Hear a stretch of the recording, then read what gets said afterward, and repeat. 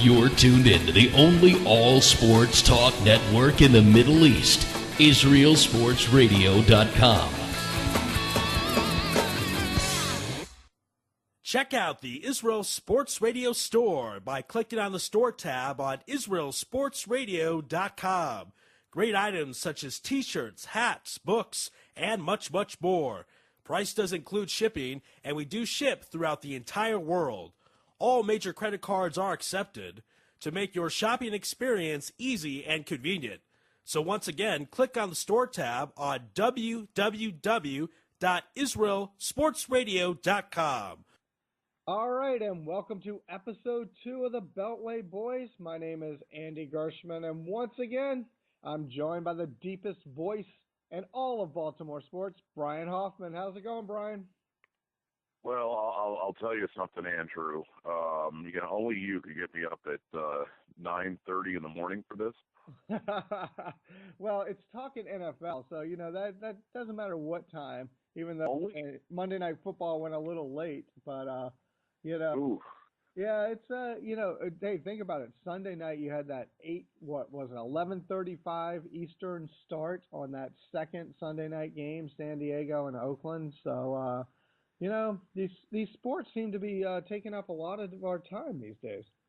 Well, I love it because some of my buddies, not necessarily, but I work till 11 o'clock at night on Sunday night there, which is a very, not many people really are finishing up a Sunday night at 11, only at Dougie's, right? That's right. Well, you got to have your poppers. So.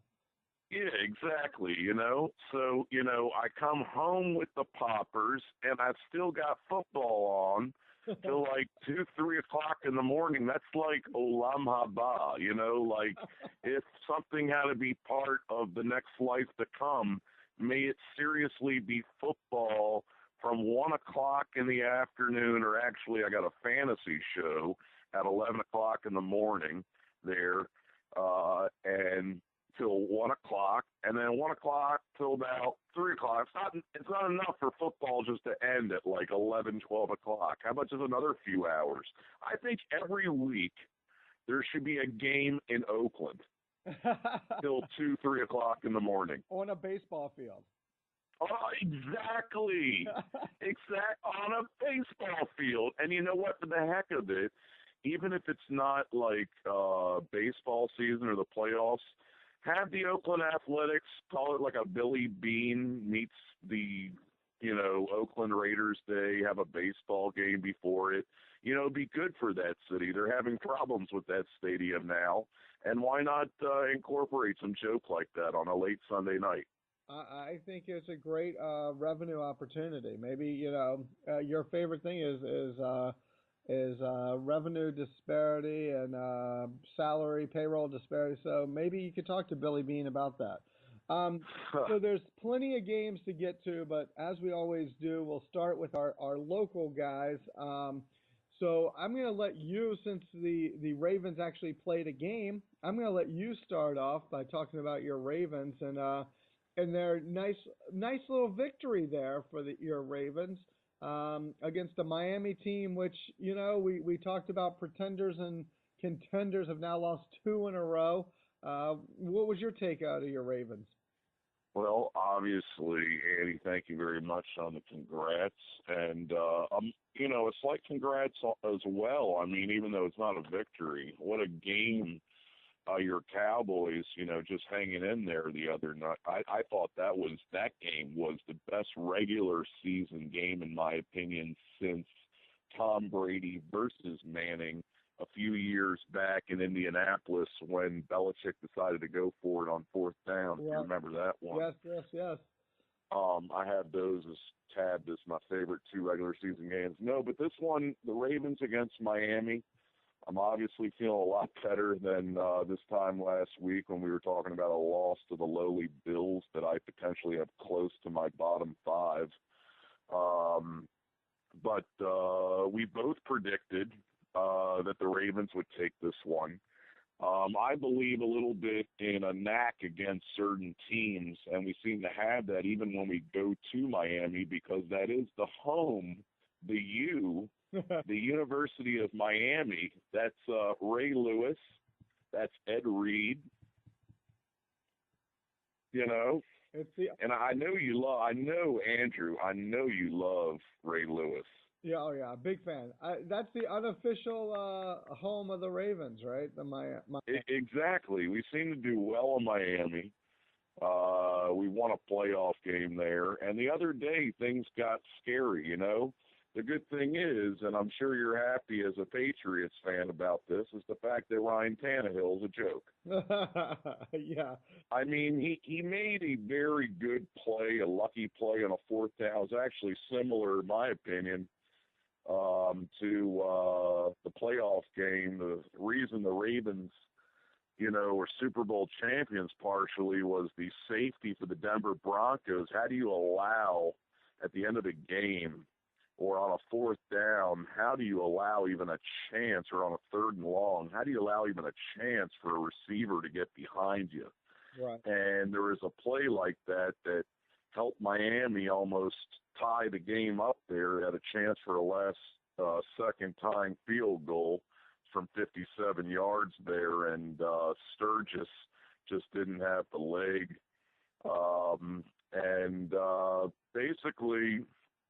Basically Tannehill. He had one nice play there, but at the end of the day, that quarterback, you know, Miami, you know, what's Mike Wallace doing right now? Their receivers are just dropping balls all over the place. Lamar Miller, if you have to give some credit to the Ravens, they have a much better front seven this year. A big goal during the offseason was for Ozzie to solidify the run defense. Lamar Miller did absolutely nothing in this game. Oh, yeah, and it starts with the run, you know? Right. You know, which is interesting because, I mean, Miami only had 22 yards on the ground.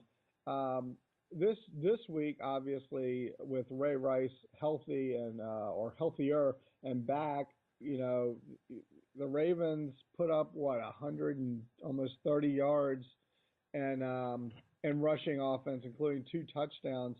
Let me ask you this: what about the turnovers? Rice fumbles, Flacco interception again. Not a great quarterback rating. Didn't throw any touchdowns, but enough to win this game. He did throw a. Yeah, certainly improvement there over the 5 interceptions, though. But yeah, there's still strides to be made. I love how a season in the NFL plays its way out. I'll remind everybody again that where the Ravens were in the middle of last season. I mean, they even lost to the Redskins at one point. I mean, how terrible is that? That's low. Well, and not just to the Redskins, mind you, but who was that backup quarterback again that came in and beat the Ravens? That would be Kirk Cousins, I believe.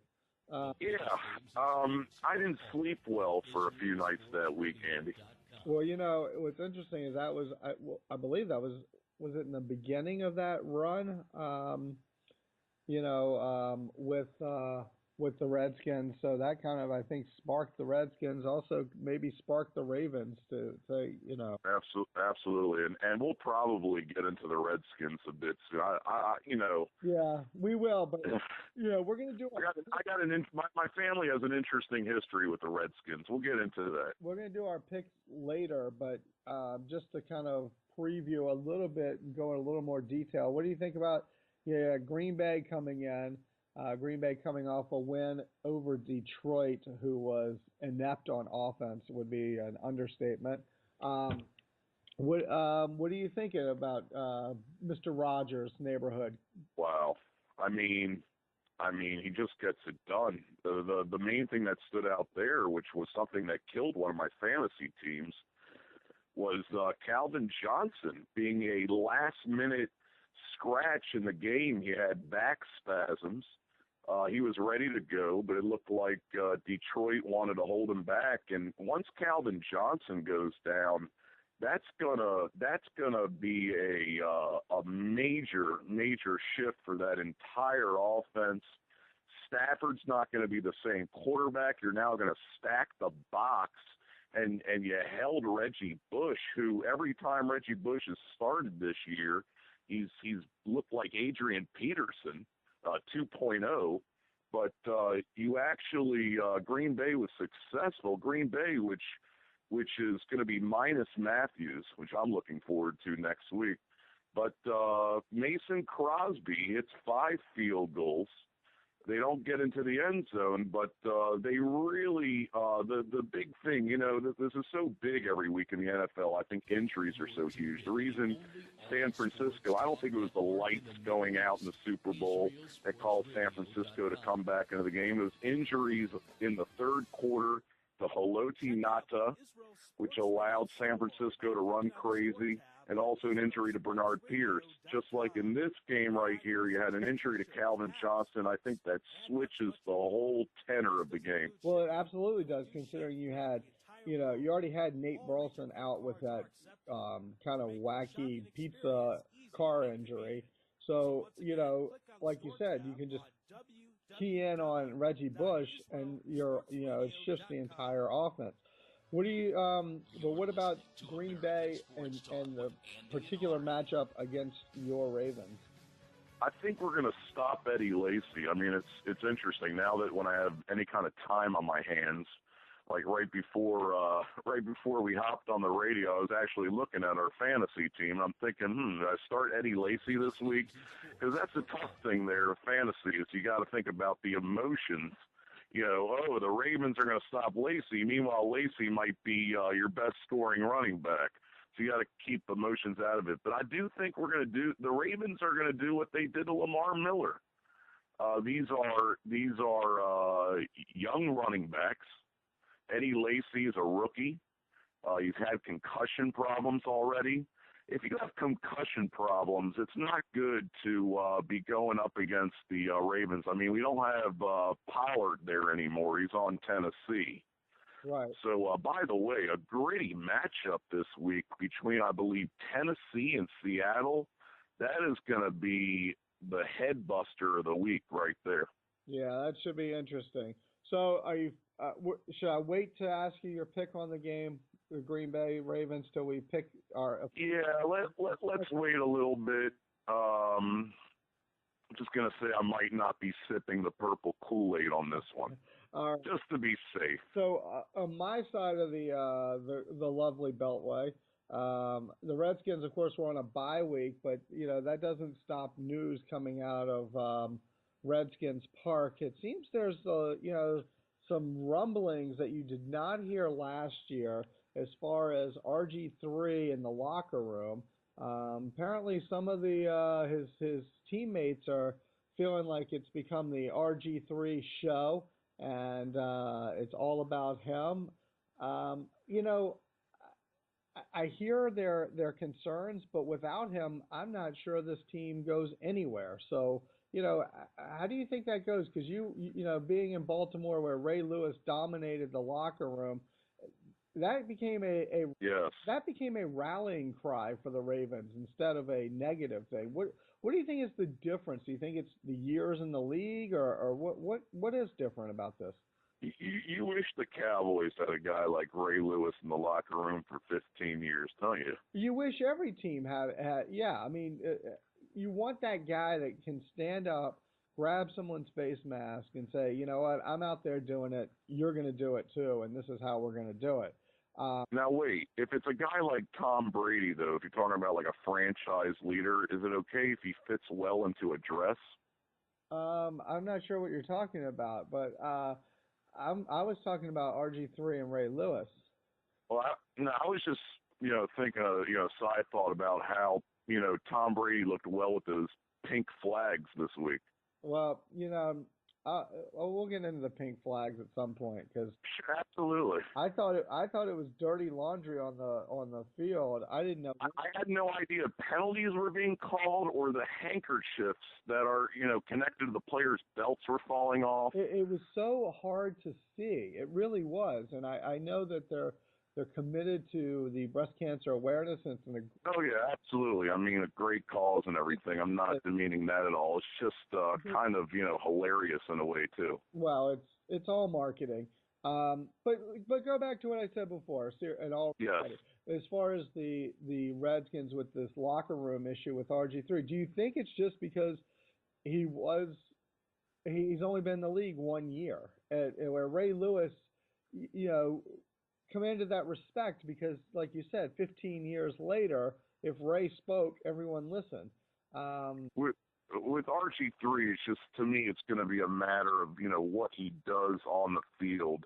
A lot of things in Baltimore. Sometimes all this talk about locker room leadership presence. It's huge, but at the end of the day, it's the X's and O's on the field and the quarterback's mechanics. And RG3, look, there was a bye this week. Redskins are going to look to come back strong. They still have a huge chance in that division. well, the division. So, Alfred Morris, it looks like he's going to be back 100%. So to me, it's going to be, yes, how is RG3 going to hold up as far as that, is there a lingering injury there? What is their defense going to do? How many points are they going to give up game? They got a Rakpo, but I'm a little bit concerned about the rest of their defense there, and how is the offensive line that's protecting RG3 at this point? How's that looking? Right. I mean, that's where the big issue is because if he's not going to commit to being a quote unquote running quarterback, then the offensive line is going to have to hold for him, and that seems to be an issue they certainly didn't have to address last year. Which also, look, prior to the Broncos Cowboys game, I thought coming off a bye week, Shanahan and the boys would have the Skins ready for the Cowboys in a way that they could really just take it to them. Last year was very interesting. You had the Thanksgiving Day game where the Redskins, where it was the RG3 show. I mean, that was his absolute national coming out party was against the Cowboys. Then the following game was all Alfred Morris, the second game of the season, which was the last game of the season, I believe, or second to last, where Romo throws 2 picks in like the first 2 possessions, and they go down quick and they try to come back. But that was all Alfred Morris that game. So now you've got, really a year later, a team where Alfred Morris really hasn't got it going yet. RG3, no one knows really how healthy. And the Cowboys put up 48 points last week, which, no matter what they were game planning, they have to really take a second look now and say, how did Tony Romo throw for 506 yards? It was the largest, I think it was the highest points total, 48 for an NFL team to lose ever in the history of the league. So, the Redskins don't match up well with big receivers, and it's going to be interesting to see what that secondary does. I was just about to say, do the Redskins have the secondary there to lock down on 2 to 3 very decent receivers, Jason Witten, Dez Bryant, and now an emerging Terrence Williams, who I actually picked up in a couple of leagues, who could be the second coming of a Miles Austin, a young guy who, you need a guy there in Dallas. But I don't know who you're going to be rooting for this game here, the Cowboys or the Redskins there. But, if you're rooting for the Cowboys, one would hope that Terrence Williams steps up. It's going to take major pressure off of Dez Bryant and Williams, and it'll also give a little more room to DeMarco Murray as well. Right, because, he finally got going. I can tell you this, if the Cowboys can put up some points, and that's the blueprint, then I don't think the Redskins have a chance, because as good as RG3 is and as good a game planner as the Shanahans are, RG3 is not Peyton Manning. I mean, if you look at the stat sheet, and we'll get to this later, but if you look at the stat sheet of that Cowboys-Broncos game, the Broncos did not punt the entire game. That's wow. Unbelievable. And they scored on 5 consecutive possessions. So, the Redskins are not going to do that. I think the Cowboys have to avoid giving the Redskins a cheap touchdown. The Redskins have been scoring on defense. That they have been doing. And you have to avoid giving them a cheap one. And, of course, whenever you talk about the Cowboys, you have to talk about Tony Romo avoiding a cheap one like he did last week, which, seems to really kind of sum up Tony Romo's entire career. To throw for 506 yards, 4 touchdowns, had a QB rating of 140, but all people are going to remember is that pick right at the end there. And that's pretty much how his career has gone. Right. Andy, you called the game. You said that the Cowboys would get off. This is on Israel Sports Radio last week. You said the Cowboys will break your heart. They will come out and score the first 10 points, 14 points. And they did. But did you think the Cowboys were going to sling around 50? I certainly didn't, but it's funny because I did think the Broncos were, because I had the score 50. Right, you're right. 52. You're right. You said 52 points. You said, and they scored 51. So I had that part right. I did not see this coming out of the 48 points from the Cowboys, and we can get to the Cowboys a lot more later. But let me just tell you, I am not a believer. I saw this whole thing from, Jerry Jones, and this is a moral victory. I'm not a big believer in moral victories, especially in sports. I don't think there are moral victories in sports. I think that you either win or you lose. And in the end, when it's time to make the playoffs, you can't look and go, well, can't we get a little bit of a edge because we had a moral victory in week 5. So I agree, Andy. I will say this, though, being, and I know you're a diehard football fan like I am, even in a losing season, and the Ravens had theirs over a half dozen years ago, before the times of the Flacco. And those were the times of Mr. Kyle Bowler, and how fun those times were in Baltimore, as you may imagine. And but I'll say, even in those losing years, what was fun was having a game like the game we had against Tom Brady, where we had a chance to take down an undefeated team and almost did so if it wasn't for Rex Ryan.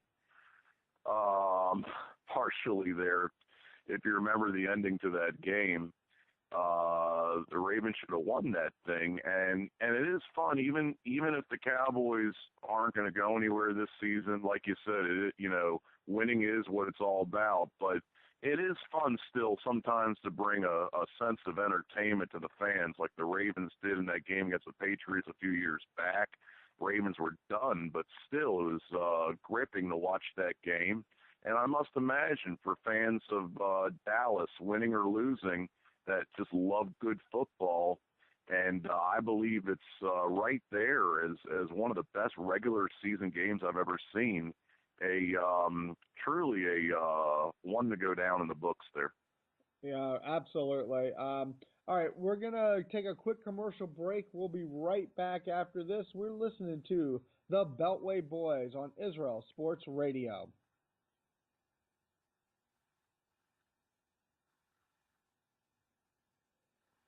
All right, and welcome back to segment 2 of the Beltway Boys. I am Andy Gershman, along with my friend, the deepest voice in Baltimore sports, Brian Hoffman. How's it going, Brian? Much better than last week. A win over the Dolphins, and pretty good playoff positioning feel. I still lost to your two sons, but hey, so did you a little bit there this week, and I got my first win. That's right. We'll get to that in our Fantasy 5. But hey, you know what? Let's go around the NFL, and we'll start with when we do the picks. We'll pick our games for next week. But last week you were 11-2. I was only 7-6 if I added everything up correctly. That includes last week's Monday night game since we recorded before that. But, some really interesting games. We already touched on the Cowboys and the Broncos. A streak was broken in Cincinnati. Tom Brady's 52 weeks of throwing a touchdown pass broken. Only put up 6 points. That was, talking about an anemic-looking offense. I guess he just goes home and puts up pictures of Gronkowski on his screen and hopes that he comes back sometime? Well, My simple short explanation there is that the Patriots ran into a halfway decent team, and they were exposed for more of the team they are. Look, Patriots fans, you don't get to go up against the team that's lost to the Jets last night there. The Patriots have ran into the Atlanta Falcons, who are 1-4 now. They've ran into joke teams in the AFC East.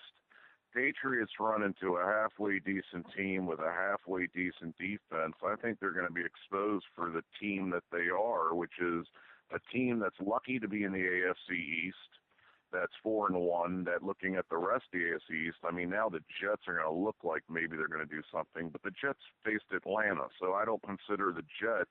Everybody in New York today is going to be going crazy, but the next couple of weeks they're going to have a reality check. The Patriots are going to get in the playoffs. They're going to have a home game, and they're probably going to be taken down in that first home game. I mean, we can laugh and joke and everything about this game, but the crazy thing is, at the end of the third quarter, it was 6-3, Cincinnati. It wasn't like they put up some huge points. I don't know if this. No. I don't know. No, I mean I don't respect Cincinnati so much either, And I mean, look, I'm going to give some credit to the Patriots. They're not a bad team.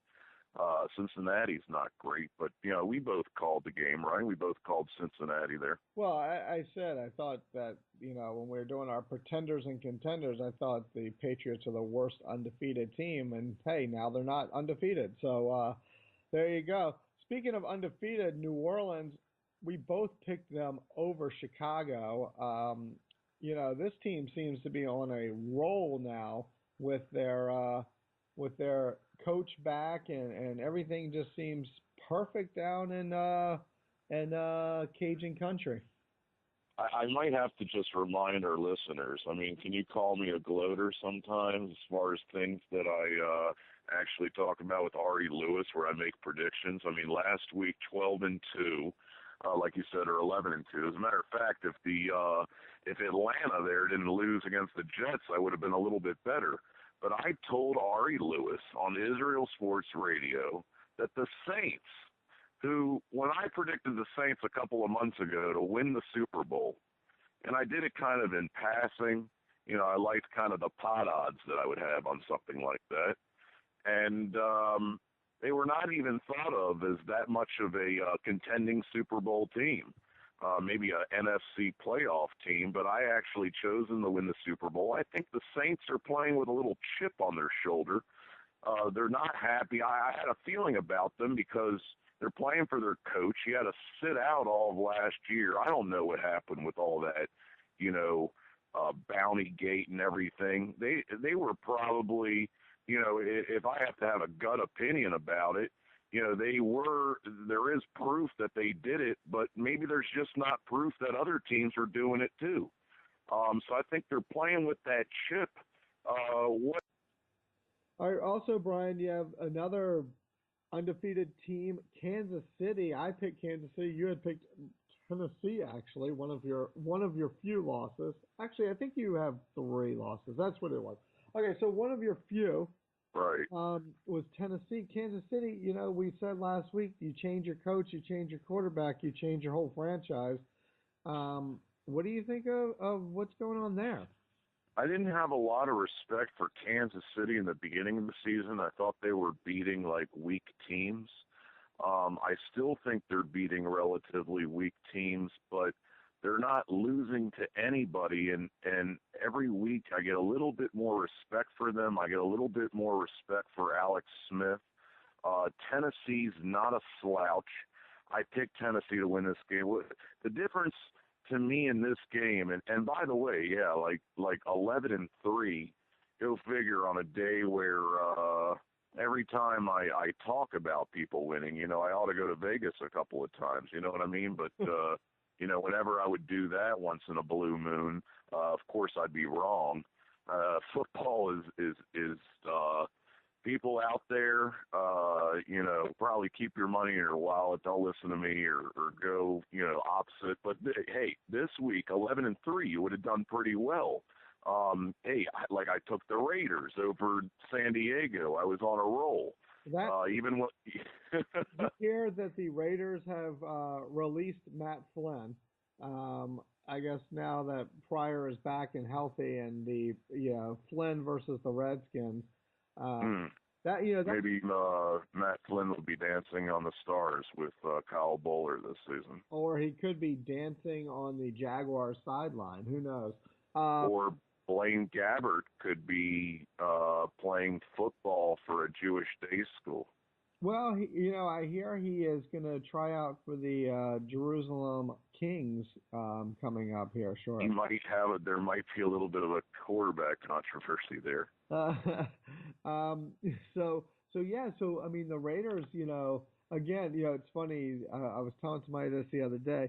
And this is going to sound like a complete homer, a Cowboys homer, and sometimes I just have to, as you say, you drink the purple Kool-Aid, as I will say, sometimes the star. That shining star. Does shine bright, but what's interesting is the headline is, and the Washington Post on Monday was something like, something about Romo picked off, whatever again, but yet what's interesting is if you look at quarterbacks with his kind of numbers without a ring, really the most comparable would be Phillip Rivers, who puts up big numbers.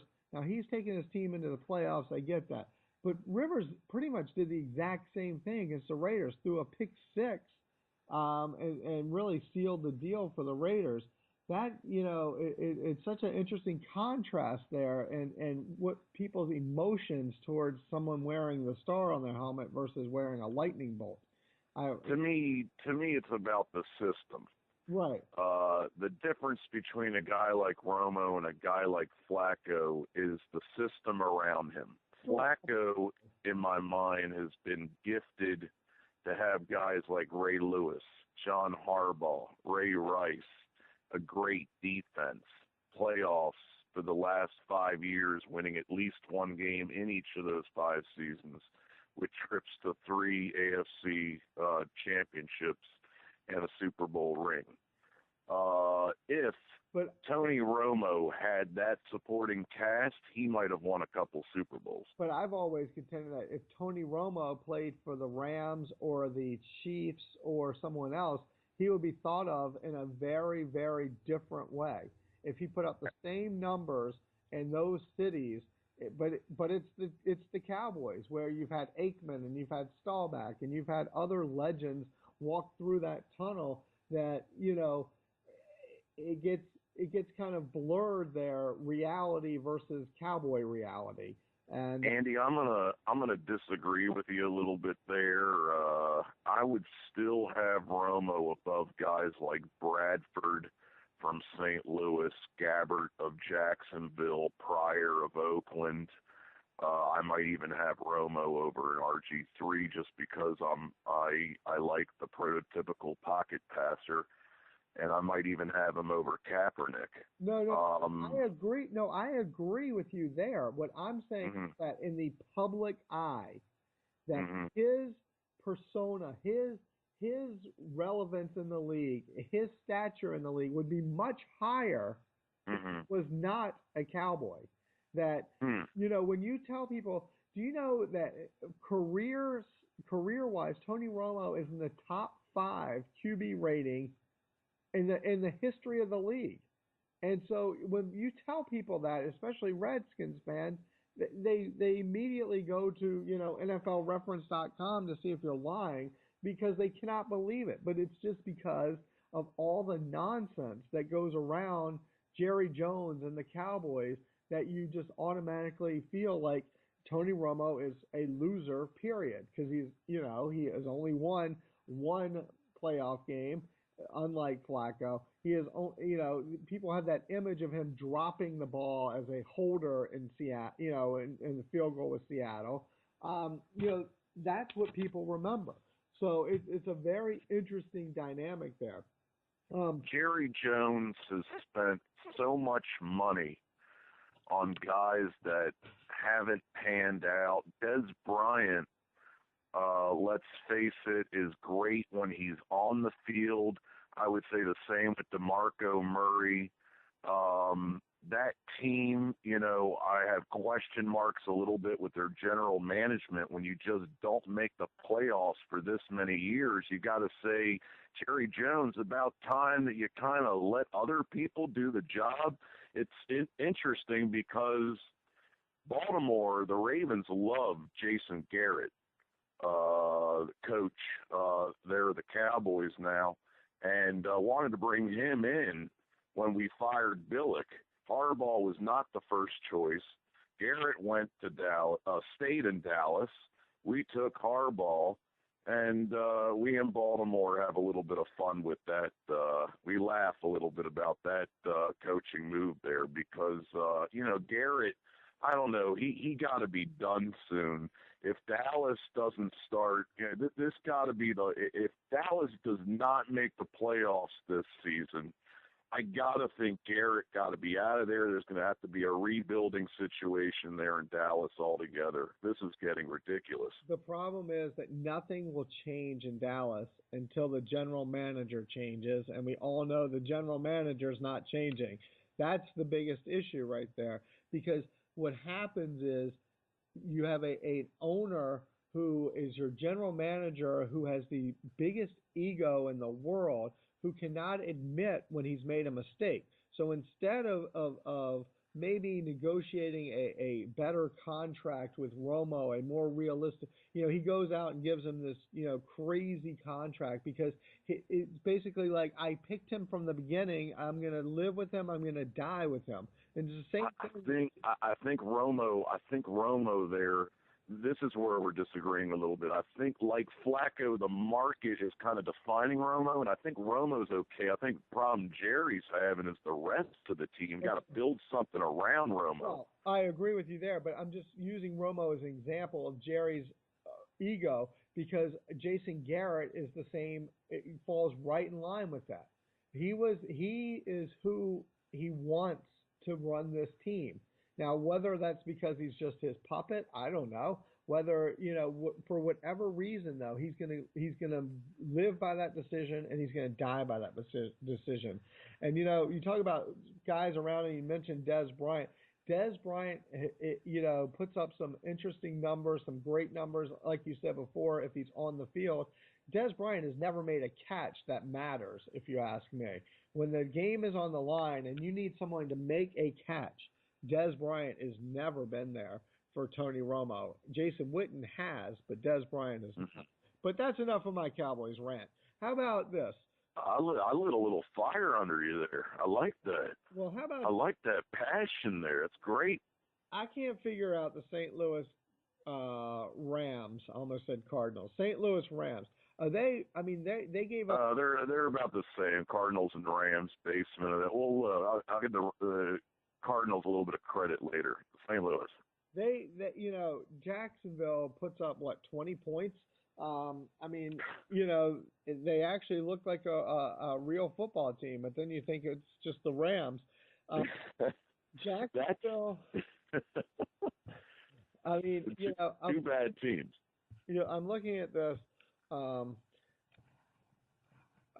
Looking at the history of the worst teams in professional sports book. I'm looking at you got Jacksonville. The Oklahoma playbook. Jacksonville has not won a game. I never had respect for Bradford. I'm sorry. Jacksonville hasn't won a game. Pittsburgh hasn't won a game. And, of course, the Giants haven't won a game. Tampa Bay hasn't won a game. Of those teams, who will come out looking much better than their start?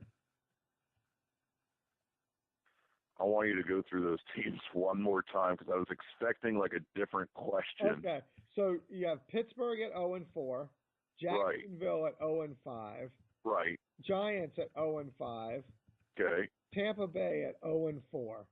Yeah. When it's all said and done, we played 16 games. Which team is going to kind of come out of that not looking like the loser they look like right now? It's like a waiver wire, but worse. It's like picking off, the bottom of a garbage heap. So I'm not respecting this team at all. Especially because they just got rid of a franchise quarterback. But of all the garbage, the one I'd kind of pick up to stash on a bench or something like that in fantasy or whatever would be Tampa Bay, because Glennon, there's possibly an upside there. Doug Martin hasn't done anything yet. Let's see what can happen, because the other three that you said, Jacksonville, the Giants, and Pittsburgh. Pittsburgh has tremendous injuries. Jacksonville. You can't hear, you're speechless. Jacksonville's only done. They're tied for the. They just made a tie for the biggest spread in the history of the NFL. Right. Tied for the biggest spread in the history of the NFL, 28 points against Denver this week. 28 points. I don't know do you know what the other game might have been? I don't, but someone offered me Jacksonville and 29, and I couldn't take it. I remember in 2000, approximately, what was it? 2000, the early 2000s there, when the Patriots won their first Super Bowl against the St. Louis Rams, right. 2001, 2002. That the spread in that game was over 10 points, right. With 11, 12, 13 points for the Rams. So that was a pretty big upset, huge. Right. But 28, this is more than double of that Super Bowl, and that was a laughing stock. That was a huge upset. Can you imagine 28? I mean, you almost naturally have to go under that. You do, except that the catch with that is that Denver is averaging, I think, 40 something points a game, and obviously Jacksonville put up 20, but that was their largest total. They only have 51, so they're averaging about 11 points a game. So it's kind of hard not to see that as a number that kind of sticks. What one I think has to be wary of when they look at the massive spread of points in this game is I would go back a few games to a matchup between Jacksonville and the Seattle Seahawks, where I was upset because Seattle Seahawks are on their way to having a 20-point-plus defensive performance, but they sat all their starters in the fourth quarter. Right. So is Denver going to sit out their starters, which I think coach the voice of Baltimore sports, if I was a coach, which, it's probably a good thing that I'm not. But, sometimes I call some good things. And here I would say that the good thing to do would be to sit these guys in the majority of the second half. And that's going to be a huge difference in that spread and a huge difference in fantasy. Yeah, I think so. All right, so let's move on. You think the Steelers are cooked, huh? They had, of all the teams in the NFL, in my opinion, as far as the roster is concerned, they already came into the season with potentially a bottom five team, in my opinion, that had a declining injured shell of a quarterback in Roethlisberger. I give the guy credit in his prime. He won 2 Super Bowls. We in Baltimore hate Pittsburgh, but now we almost feel bad for them. I mean, they lost Maurice Pouncey. That's an all-pro, not just a Pro Bowl, but an all-pro center. And you have a declining defense, Palomalu, good with the Head and Shoulders commercials, but, not that great on the football field anymore. Right, exactly. All right, we're going to take another break. We'll come back with our fantasy 5 minutes since both of us, well, you finally won. But we'll go through that, and then we will do our picks and wrap this show up. Once again, you're listening to the Beltway Boys, and we will be back right after this commercial break.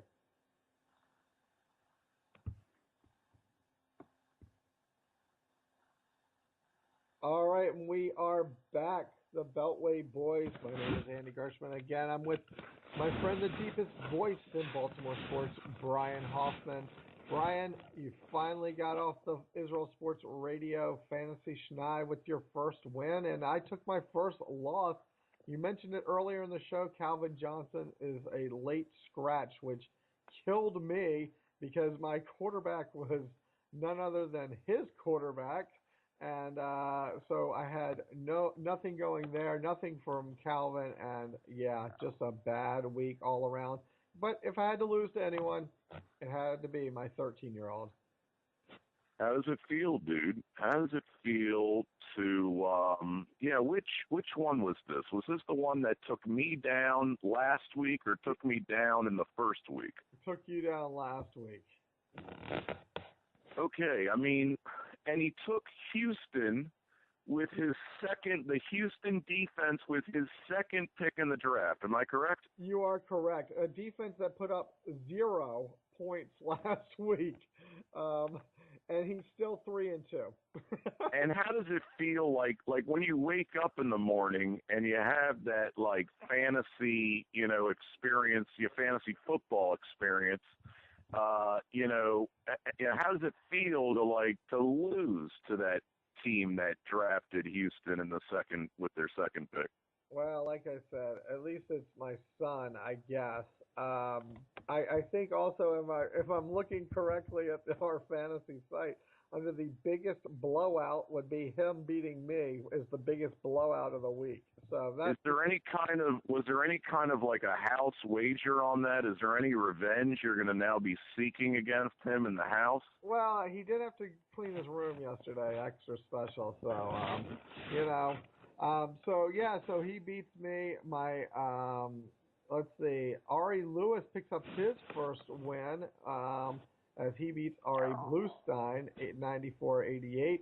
My other son, my 10-year-old, is also 4-1.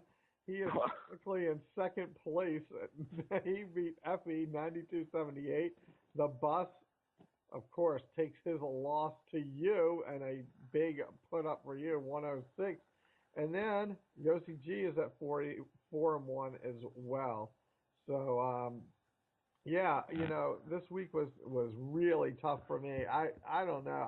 I'm looking over at my roster, and I don't even, you get to that point where you don't even know who to put in anymore. We have the bye week. My Redskins, I had RG3 on a bye, so I had to play Stafford. And like I said, nothing. That was a good choice, but who knew? Right. Who knew that Megatron was going to come out? I had made a pickup in a waiver. Well, I haven't been very successful on the waiver this year, but the kind of like the Miles Austin of like a few years ago could be this Alshon Jeffrey, who's Cutler's top go-to guy now. It seems over Brendan Marshall is not happy. Right. These receivers, it's so interesting how these receivers can kind of come out of nowhere. These tight ends, there's so many young guys in the league. You get hung up on names so often that, like you said, you forget about these other guys. I don't know. It's a tough pick. Picking guys up off the waiver wire is always an interesting thing because then, like I said, you get stuck on who to drop. I'm looking at my roster, and like you always say, we kind of have that all-star thing with only 10 teams. It's a fun league. But it is fun, but again, a lot of my roster is, because of the big names you get hooked on. So I just want to point out that I'm a little bit trepidated by my matchup this week with Yossi G, who to me has possibly the best team in our league so far. He doesn't even have any players on his bye yet. Of course, Adrian Peterson on his bye this week, and now I'm going to have to play him on Sunday. And my team is getting better, but I don't think I'm going to get past Yossi there. Right. I mean, I don't have anybody on a bye, but my team is still picked to get crushed. My hope is that Roddy White comes back after the bye for Atlanta, and then I'm looking at having some decent depth going to other players' bye weeks there. But what it once was looking at as a weak receiving core for me with Roddy White going down, I pick up this Jeffrey, and he has back-to-back weeks of 20-plus points. And to me, it's actually making Cutler look like from what was a quarterback 2, in my opinion, to a somewhat of a decent low-end, at least low-end quarterback 1 in a standard fantasy league. Right, and then me, I sit Rashard Mendenhall because he's done nothing, and sure enough, he scores a touchdown this week.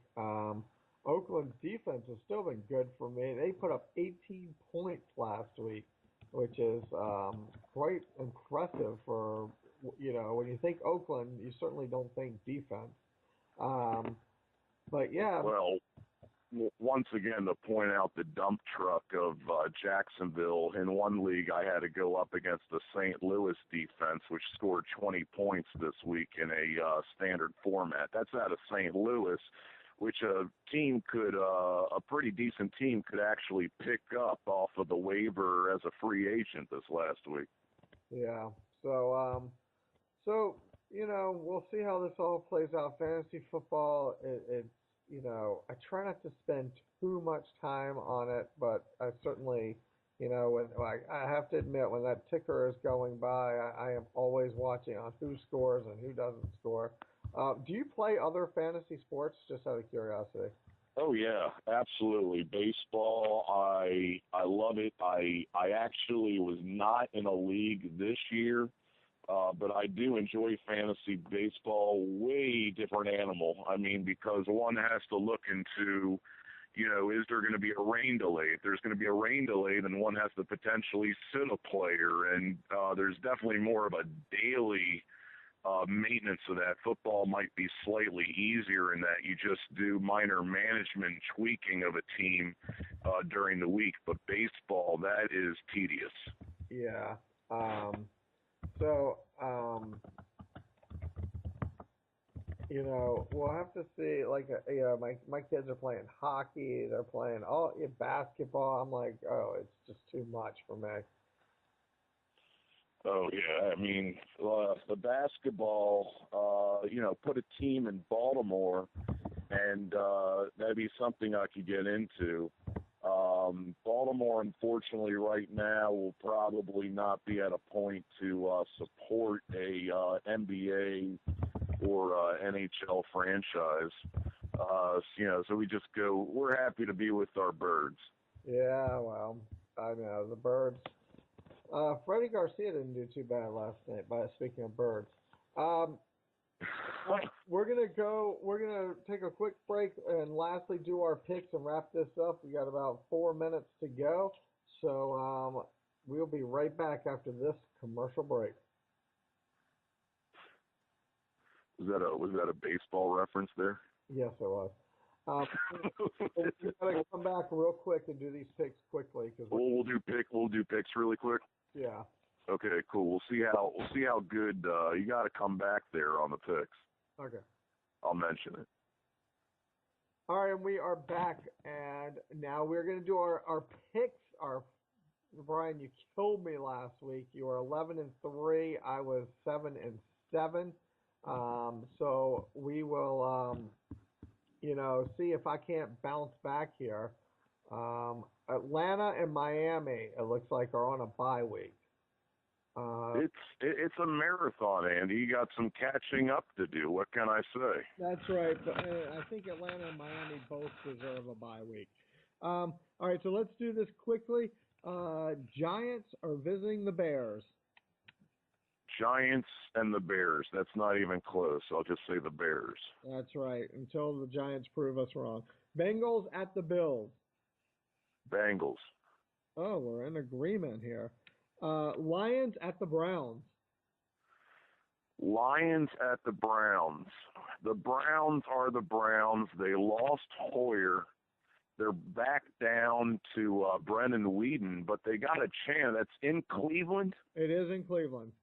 I'm going to say, if I can possibly do this, and then, you will maybe on Facebook or something tweak my picks, that basically if Megatron plays, Detroit will win this game.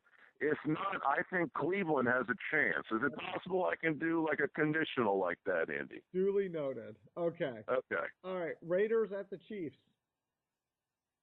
The Chiefs are going to stay undefeated and win that one, I think. I'm going to pick that as my upset special. Okay. All right. Panthers at the Vikings. I like the Vikings in this one. I think, there's going to be a quarterback thing between newly acquired Freeman and Castle. I think Castle should start this week, and I like them to win that game. Carolina's not that good right now. Right. All right. Steelers at the Jets. I don't think the Jets are very good, but they're going to win this one. All right, I'm going to take the Steelers coming off the bye. Eagles at the Buccaneers. Eagles and the Buccaneers, and that's in Tampa Bay. Tampa Bay is pretty bad. The Eagles are gonna take this one. Even if it's Foles, I think they're gonna. That's a close game there, but I think the Eagles are gonna win that one on the road. All right, I'm taking the Eagles as well. Packers and your Ravens. Unfortunately, I'm not going to sip the purple Kool-Aid on this one. I want to see some more things from the Ravens. Eugene Monroe is going to come in on the left side of the line, but the Ravens still have a few holes here and there. I like them to come on stronger at the end of the year, but I don't think they're there just yet. All right. And I think some holes in our secondary might be exposed that have to be taken care of, where we have Huff and Elam are safeties right now that I don't think are getting the job done. I'm going to have to give the nod for now to Green Bay, but I think the Ravens have a chance in this game. Okay, so since we got past your team, everybody else, I just need a quick answer. Okay, so we're no, just because we're running out of time here. Rams, Texans. Rams are bad. Texans. I'll take the Texans are bad too, but they should go to TJ Yates soon. I'll take the Texans here. I just need a one-word answer. Jags, got it. Broncos. Sorry? Jags and Broncos. Broncos. Titans, Seahawks. Seahawks. All right. So far we're agreeing. Saints and Pats. The Saints. Me too. All right, Cardinals, 49ers. The Cardinals, I'm gonna take that as my upset of the week. The 49ers might be looking at Gordon. They need a receiver. I think the Cardinals are getting better with a strong defense. I think they're going to take that one. Okay. Skins at the Cowboys. Ooh, what a shootout that's going to be. All right, come on, I need an answer. That's a tough one, Andy. Okay, all right, ready? I'm just going to wrap it up in one take, okay? Okay. All right, so that wraps up our second show, Brian, and eventually you'll get back to me with a real pick on the Skins and Cowboys. I think I'm going to take the Cowboys, and you'll let me know which way you're leaning in that Lions game, depending on how Megatron shows up. Parting shots here for your last little take of what's about to happen this weekend? Well, I just wanted to add real quick, Terrence Williams. I think he might be a factor in that Dallas game that might lean me one direction over Chicago. If they can establish him as a target that can take a little bit of pressure off of the other ones, in Dez and Witten, make it a little easier for Romo, I think they would have the nod in that game. All right. I think you might be right there. going to be a good one. Sunday night football, and then the Colts Chargers on Monday night. So we have a lot to look forward to this week. Of course, I'm sure when these schedule makers were thinking Giants Bears on Thursday night, they thought that was a great matchup. But we'll have to see if Eli starts the football weekend off with another 3 to 5 picks. For Brian Hoffman, I am Andy Gershman. Again, you're listening to Beltway Boys on Israel Sports Radio. We will talk to you again next week. Good night. Check out the Israel Sports Radio store by clicking on the store tab on IsraelSportsRadio.com. Great items such as t-shirts, hats, books, and much, much more. Price does include shipping, and we do ship throughout the entire world. All major credit cards are accepted to make your shopping experience easy and convenient. So once again, click on the store tab on www.israelsportsradio.com. You're tuned in to the only all-sports talk network in the Middle East, IsraelSportsRadio.com.